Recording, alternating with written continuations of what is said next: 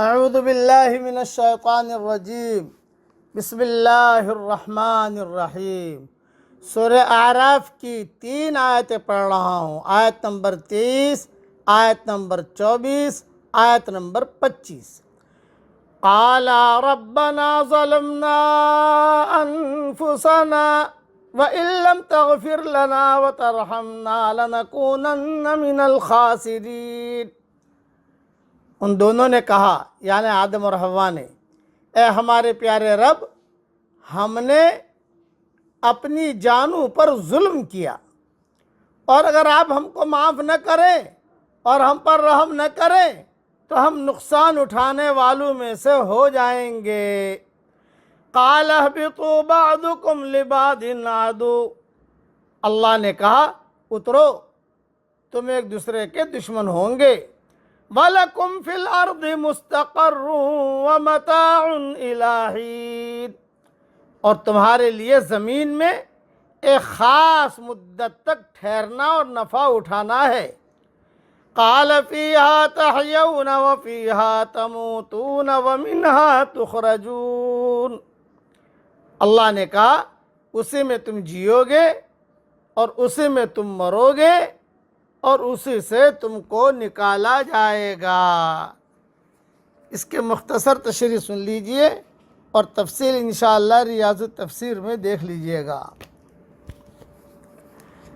توبہ اور استغفار کے یہ وہی کلمات ہیں جو حضرت آدم علیہ السلام نے اللہ تبارک و تعالی سے سیکھے، جیسا کہ سورہ بقرہ آیت نمبر 37 میں لکھ چکا ہوں۔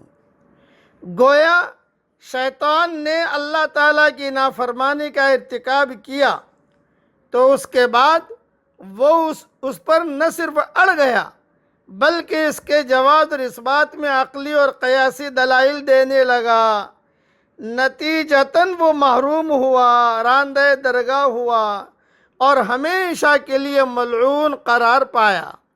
اور حضرت آدم علیہ السلام نے اپنی غلطی پر ندامت اور پشیمانی کا اظہار اور بارگاہ الہی میں توبہ اور استغفار کا اہتمام کیا تو اللہ تعالیٰ کی رحمت اور مغفرت کے مستحق قرار پائے۔ یوں گویا دونوں راستوں کی نشاندہی ہو گئی، شیطانی راستے کی بھی اور اللہ والوں کے راستے کی بھی۔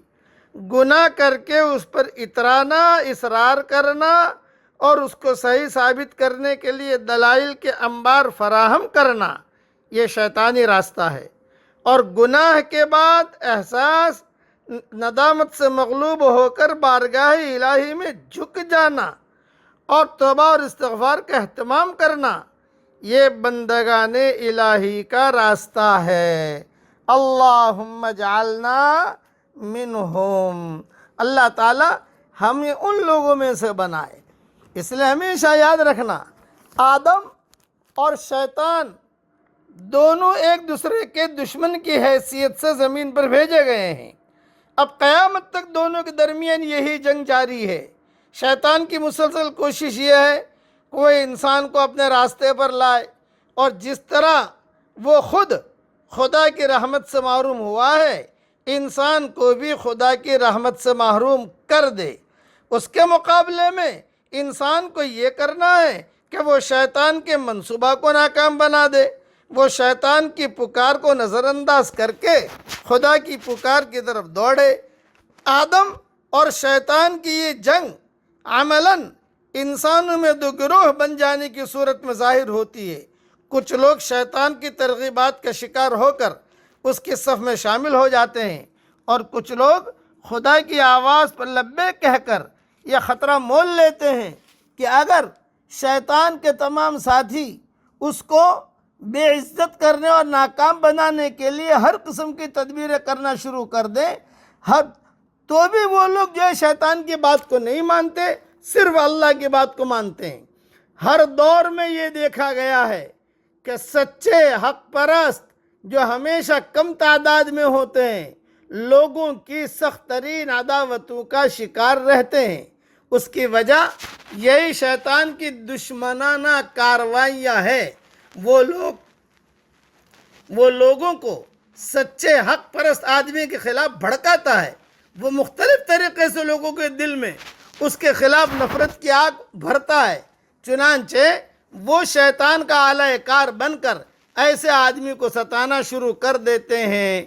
شیطان کا اصل جرم عدم اعتراف تھا۔ شیطان کی یہ کوشش ہوتی ہے کہ ہر آدمی کے اندر یہی عدم اعتراف کا مزاج پیدا کر دے۔ وہ چھوٹے کو بھڑکاتا ہے کہ وہ اپنے بڑے کا لحاظ نہ کرے۔ معاملات کے دوران جب ایک شخص کے ذمے دوسرے کا کوئی حق آتا ہے تو وہ اس کو سکھاتا ہے کہ وہ حقدار کو حق ادا نہ کرے۔ کوئی خدا کا بندہ سچائی کا پیغام لے کر اٹھتا ہے تو لوگوں کے دل میں طرح طرح کی شبہات ڈال کر انہیں آمادہ کرتا ہے کہ وہ اس کی بات نہ مانیں۔ دو فریقوں کے درمیان نزاع ہو اور ایک فریق اپنے حالات کے اعتبار سے کچھ دینے پر راضی ہو جائے تو شیطان فریق ثانی کے ذہن میں یہ ڈالتا ہے کہ اس کی پیشکش کو قبول نہ کرو اور اتنا زیادہ کا مطالبہ کرو جو وہ نہ دے سکتا ہو، تاکہ جنگ و فساد مستقل طور پر جاری رہے۔ اس طرح شیطان کے بہکاؤں سے ہر جگہ لوگوں کے درمیان دشمنیاں جاری رہتی ہیں۔ انسانوں میں دو گروہ بن جاتے ہیں اور ان میں ایسا ٹکراؤ شروع ہوتا ہے جو کبھی بھی ختم نہیں ہوتا۔ اللہ تعالی ہم سب کی حفاظت فرمائے، آمین۔ وآخر دعوانا ان الحمدللہ رب العالمین۔